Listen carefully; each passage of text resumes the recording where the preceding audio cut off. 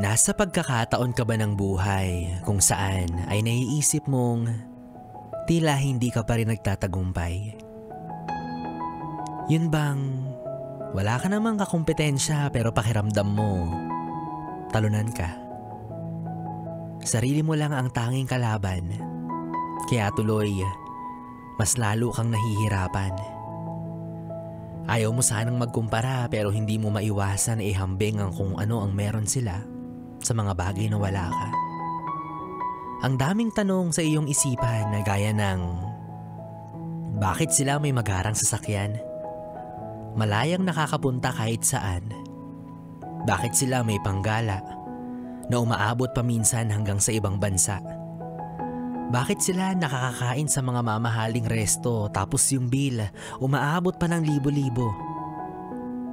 Bakit sila nakakapagkape ng overprice samantalang sa pagkain mo nangihinayang ka pa mag-extra rice?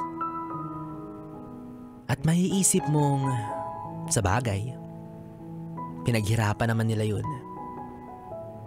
Kaya tuloy magagawi ka na naman sa mga bagong question. Kung nagagawa at kaya nila, bakit feeling mo hindi mo sila magaya?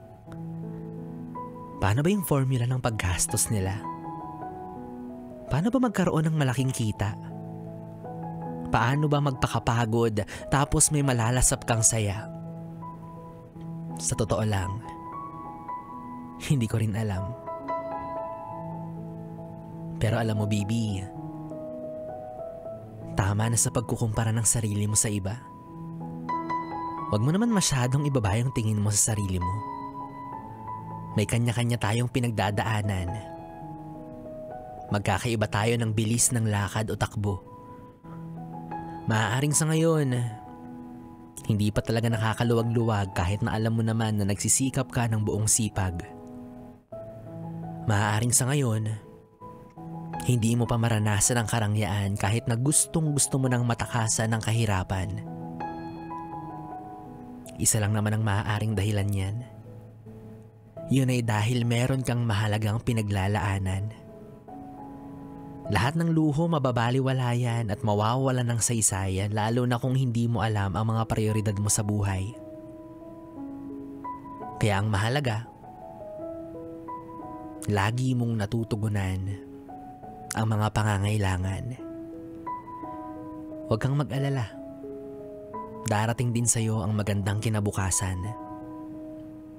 Darating ka rin sa puntong hindi mo nakakailanganing mangutang.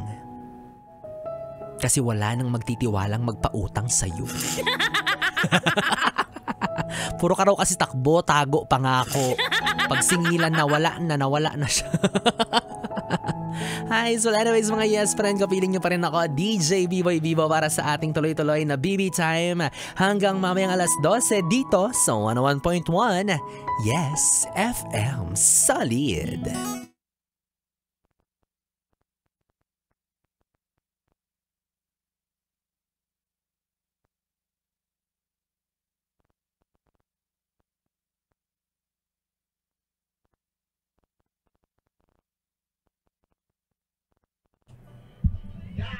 Ang laki ng fes.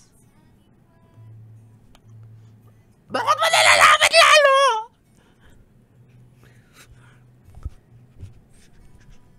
Swiper no swiping. Swiper no swiping. Swiper no. Kung ako malaki ang fes, siya malaki ang mata. Kaya ako nagtatago ng mata kasi ngiyang-hiya naman ako sa kanya. Buang.